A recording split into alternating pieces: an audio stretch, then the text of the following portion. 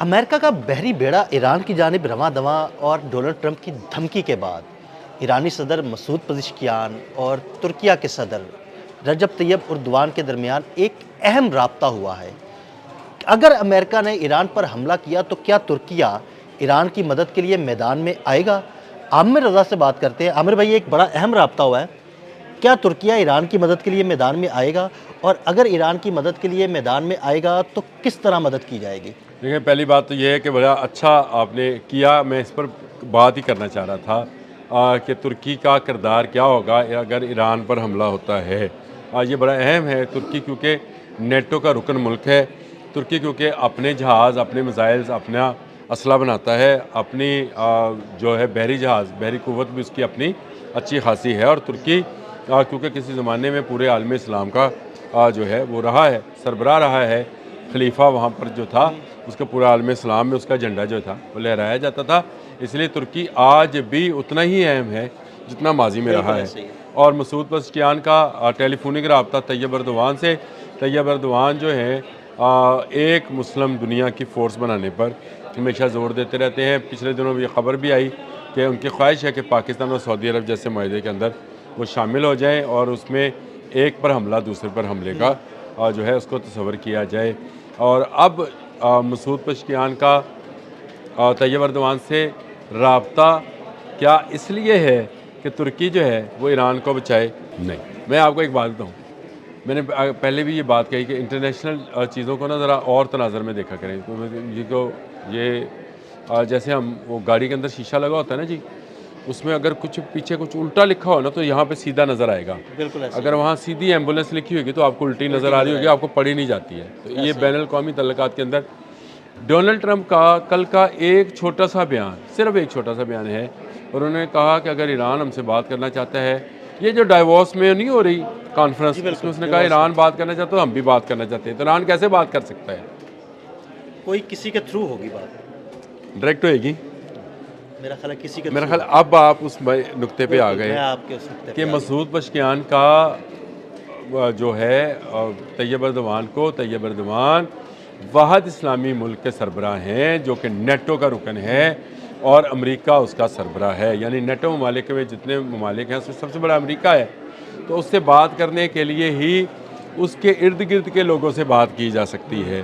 تو اس لیے Masoud Pezeshkian کا جو رابطہ ہے طیب اردوان سے ڈونلڈ ٹرمپ کے اس بیان کی روشنی میں مجھے یہ لگتا ہے، میں اپنی رائے دے رہا ہوں، میرے پہ نہ بھائی آپ نیچے جا کر کچھ اور لکھیے گا، نہ میں کسی کا ایجنٹ ہوں، نہ میں کسی کا کار خاص ہوں، میں صرف بین الاقوامی تعلقات کی روشنی میں آپ کو بتا رہا ہوں کہ مسعود پزشکیان نے طیب اردوان سے کہا ہوگا کہ اس جنگ کو ٹالنے کے لیے اپنا کردار ادا کریں اور ہم مذاکرات کے لیے تیار ہیں، اور مذاکرات کس پر ہوں گے؟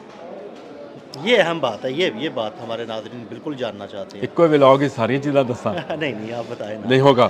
یہ جو ہے مذاکرات ہوں گے رجیم چینج کے اوپر۔ ڈونلڈ ٹرمپ رجیم چینج کیے بغیر، یعنی 1979 میں آنے والے اسلامی انقلاب کو ختم کیے بغیر اب واپس جانے والے نہیں ہیں، اور یہ کوئی ایسی بات نہیں ہے، اس میں بہت سارے لوگ شاید میرے اس پہ بھی کریں۔ ترکی آپ کو پتہ ہے کہ واحد ملک ہے، اسلامی ملک ہے جس نے اسرائیل کو تسلیم کیا، اور اس کے ساتھ ٹریڈ ہے، اس کی بلین آف ڈالرز کی ٹریڈ ہے ترکی کی۔ ترکی نیٹو کا رکن ہے، ترکی امریکہ کے قریب ترین ہے۔ طیب اردوان صاحب جتنے مرضی اچھے بیانات دیتے ہیں، ہمیں ان سے ان کے دل سے قدر کرتے ہیں۔ انہوں نے ان کا ایک تقریر جو ہے میں اکثر لگا کے سنا کرتا ہوں، انہوں نے کہا کہ اگر استنبول نشانے پر ہے تو تہران بھی نشانے پہ ہے، تہران نشانے پہ ہے تو اسلام آباد بھی نشانے پہ ہے، اسلام آباد نشانے پہ ہے تو ریاض بھی نشانے پہ ہے، ریاض نشانے پہ ہے تو فلاں بھی نشانے پہ ہے، پھر انہوں نے مقدس مقامات کے نام بھی لیے۔ تو وہ تقریر بڑی جاندار تقریر ہے، آپ بھی سنیں، ضرور سنیں، لیکن سمجھیں کہ ترکی ایران کی مدد کو نہیں آئے گا، وہ نیٹو کے قانون کے اندر بندھا ہوا ہے، اس کو امریکہ کا ساتھ دینا ہے اگر فوجی کارروائی ہوتی ہے تو، یعنی اگر وہ ایک طرف ہی ہو جائے تو ہو جائے، یہ بھی اس کی مہربانی ہے کہ وہ کہے جی میں آپ کو اپنی جگہ استعمال نہیں کرنے دیتا کہ اسلامی ملک کے خلاف، یہ اس کا حق ہے، کر سکتا ہے، لیکن وہ پلٹ کر امریکہ پر حملہ نہیں کر سکتا ہے۔ اگر وہ حملہ کرے گا تو نیٹو کے تمام ممالک ترکی کے ساتھ نہ صرف ٹریڈ بند کریں گے بلکہ اس پر حملہ آور ہوں گے۔ صحیح۔ आर्टिकल 5 है हाँ जी, नेटो का, और ये अहम बात है। अहम बात। इसको बात को समझ कर आप वीलॉग करें भाई, आप बैठ के टीवी पर तबसरे करें, तजियाकार बने, नहीं, जो लेकिन मर्जी बहुत सारे करें। लोग तो ऐसे ही बेपर की उड़ा रहे होते हैं, देखे तुर्किया जो है वो ईरान की ये मदद पे आ आज ही गया और ये हो जाएगा और वो हो आज जाएगा। ही ये आने हैं वीलॉग्स बिल्कुल। कि तुर्की मैदान में आ गया, हाँ जी। अमेरिका भाग गया, तुर्की का शेर जाग गया, ये अभी अभी थंबनेल देखेंगे हम। लेकिन असल मामले की तह तक जाकर बात करना जो है ये ज़रा सा मुश्किल है। आप सिनेरियोज़ को उस तरह से देखा करें। बड़ी मतलब अच्छी खबर लगी कि मसूद पज़ेश्कियान ने रब्ता किया, लेकिन मैंने आपको बताया कि इसका सिर्फ अगर पस मंज़र में डोनाल्ड ट्रंप का वो डिवोर्स में दिया हुआ एक छोटा सा बयान अपनी तकरीर के दौरान जो उन्होंने दिया कि अगर ईरान बात करना चाहता है तो हम भी बात करना चाहते हैं। वहाँ कौन कौन था? तुर्की भी मौजूद था कि नहीं मौजूद था? मौजूद।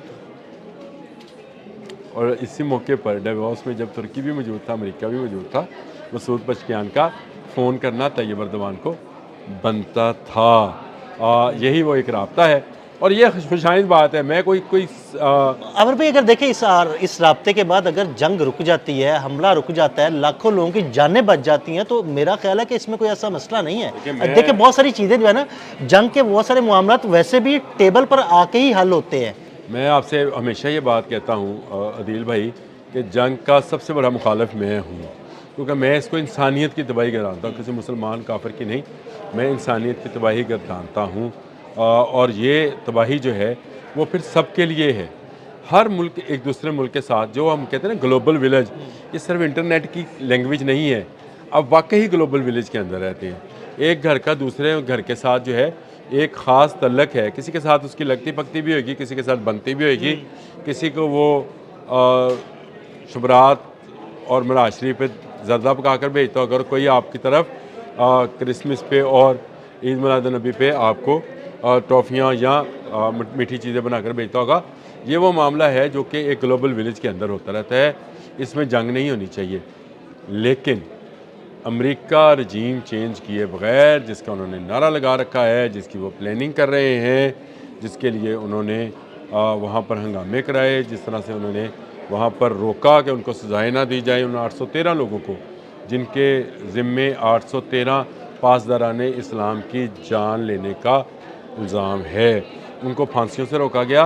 तो मैं ये समझता हूँ कि ये जो राब्ता है ये जंग रोकने के लिए है तो अच्छा है, लेकिन अगर आप इसको उस एंगल से देख रहे हैं कि तुर्की मैदान में आ गया, मेरा नहीं ख्याल। बिल्कुल, बहुत शुक्रिया आमिर रज़ा जी। बिल्कुल, आमिर रज़ा ने इस सारे मामले पर बड़ी तफसील के साथ रोशनी डाली। अदील अहमद और आमिर रज़ा को इजाज़त दीजिएगा। अल्लाह हाफ़िज़। ना मैं किसी का एजेंट हूँ, ना मैं किसी का कार ख़ास हूँ। मैं सिर्फ बैनुल अक़वामी तल्लुकात की रोशनी में आपको बता रहा हूँ कि मसूद पज़ेश्कियान ने तैयब अर्दवान से कहा होगा कि इस जंग को टालने के लिए अपना किरदार अदा करें।